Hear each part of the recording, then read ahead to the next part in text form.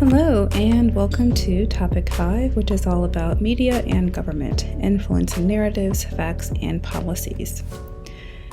So in this topic, we're going to be talking about a critical institution in the political landscape, which is the media. I'm sure that you've seen over time that media has become increasingly impactful in not only assisting political stakeholders, but also keeping them accountable for their actions. Now, what's important to remember is that this is a very important election year, particularly when it comes to congressional races, so please pay attention to how politicians are actually leveraging media for their campaign strategies. So overall, the media, as it relates to the political landscape, does several functions. So it provides information about political activity, actors, and issues. It connects the public to political institutions. And lastly, it offers opportunities to create political discourse as well as mobilize and democratize political activity. So what that means is that, for this last part, what I mean by that is that the media actually not only creates conversations about politics and what's happening, but it allows us as constituents to be more involved in political activity in a way that is more equitable and open. So here is the media and politics power framework. Now, as you know, a framework can be quite useful when you're trying to understand how something works and the various phenomena that relate to different activities. So in this framework, you see that there are 5 components. The first component is going to be over here where my mouse is hovering. And in this first component, you have boundaries and allowances of media power. Now that relates to the systems and the rules that actually shape the media. So here you have institutions like the FCC, that is the Federal Communications Commission, and they institute rules and they actually regulate media. Then you have court cases, and those court cases are oftentimes related to the First Amendment rights when it comes to free speech, what you see in the Constitution. And then you also just have informal rules, and those things can be, for instance, how journalists actually exercise ethics and use ethics when they are creating stories and creating information. And then you have the environment and the stakeholders within the media landscape. And within this particular area of the framework, you really want to be looking at, well, how does the media how does the public trust or maybe not trust media? How is public opinion shaped by the media? How do politicians and journalists and even constituents use media, and what are their perceptions of the media? And as I'm sure that you are aware, there is very much a strong presence of things in terms like fake news and misinformation, and that's been something that we've seen an increase in, and so that's something very unique in our current landscape when it comes to the media. And then over here in the middle, you have the media audiences, and what you want to pay attention to here is, how do people like you and I, how do we actually consume media? What kind of sources do we go to? What kind of information do we seek? What kind of bias are we maybe victim to, or the kind of bias that we may even create when it comes to how we consume information? And so it's also important here to look at our demographics. I'm going to show you this a little bit later on, but sometimes depending on people's backgrounds and their identities, that can very much impact the type of news and type of media that they consume and the kind of platforms that they consume as well. And then you have things like confirmation bias, and I'm sure that you know that confirmation bias is essentially the process of creating an echo chamber whereby we tend to seek information that confirms things that we already believe to be true. And then you actually have the type and structure of media. And so this can be, making differentiations between social media versus large corporations. So for instance, Fox or CNN. And then you actually have policies that shape what media can actually do. And then you have, the outcomes that come as a result of all of these other 4 areas.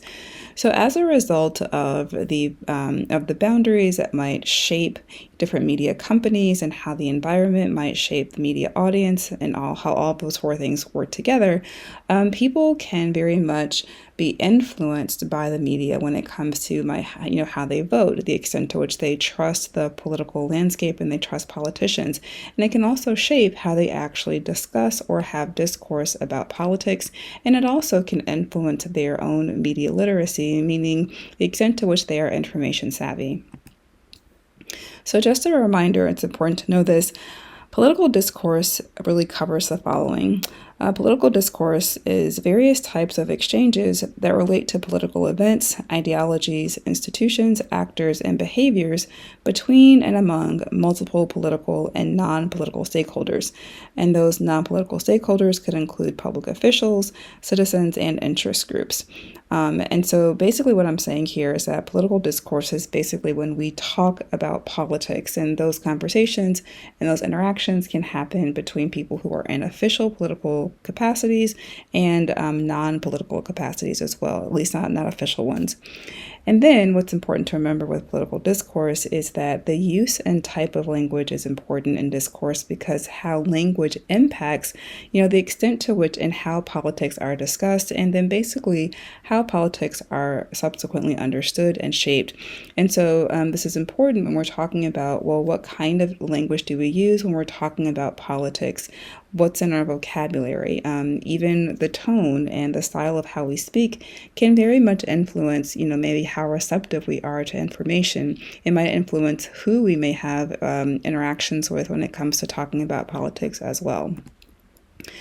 So the following slides demonstrate how social media, which is a particular type of media, how social media consumption and influence may differ based on demographics, as well as trends in social media usage. And this is important because it can influence the kinds of media strategies that political stakeholders and actors may use when connecting to constituents. And this is also important as well because it can also influence how different kinds of social media platforms are used, particularly when it comes to consuming and seeking out political information. So here I just picked a few pieces of research from the Pew Research Center. One of them over here talks about how Democrats are more likely than Republicans to use many platforms, social media platforms, such as Instagram and Twitter, but similarly, they might use Facebook maybe in very similar ways. So as you can see here, you can see that Democrats tend to use, again, Instagram and Twitter and WhatsApp more than Republicans. And then over here, you kind of see the trend being very similar when it comes to other types of platforms as well, too. There might be a slight difference when you look at Pinterest. Over here, we have another piece of research that talks about Black and white and Hispanic Americans give very different reasons for why they feel the news media doesn't really understand them. And so this is another part of this headline where it says, among U.S. adults who say news organizations do not understand people like them. And this is really the percent who say that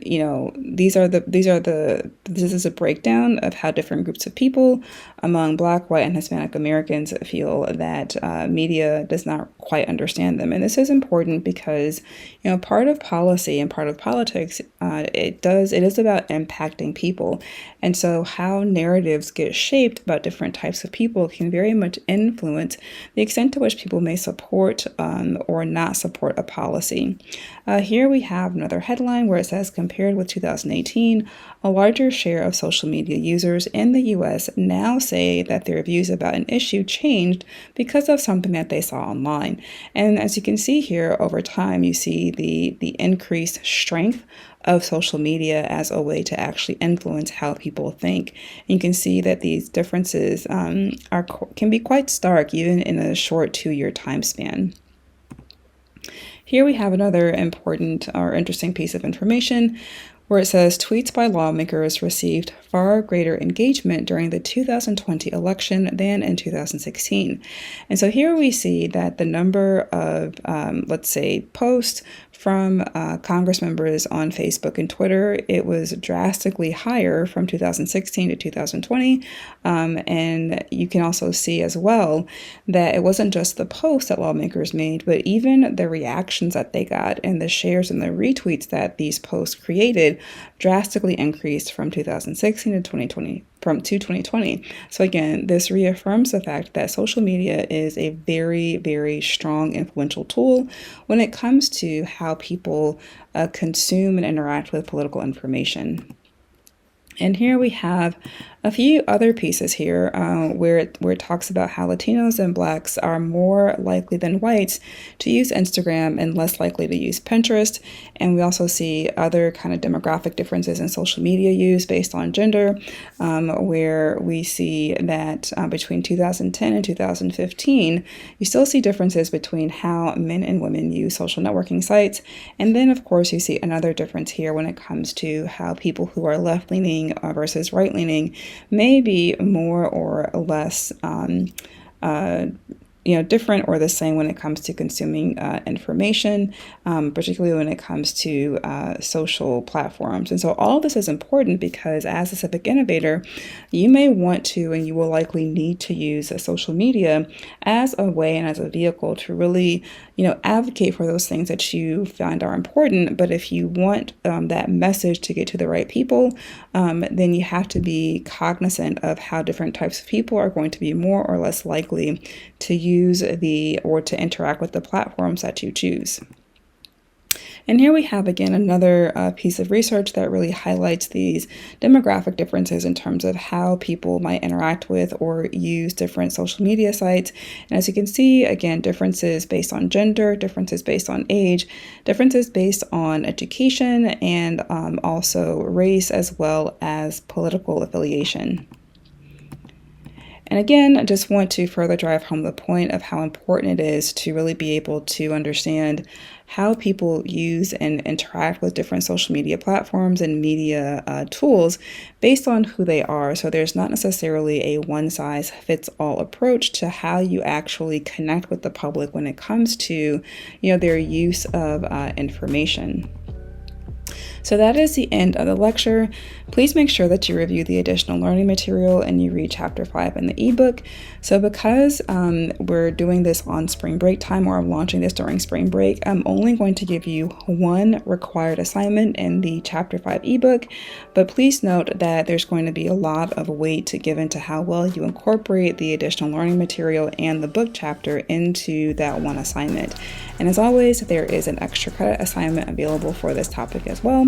And if you need help, please let me know.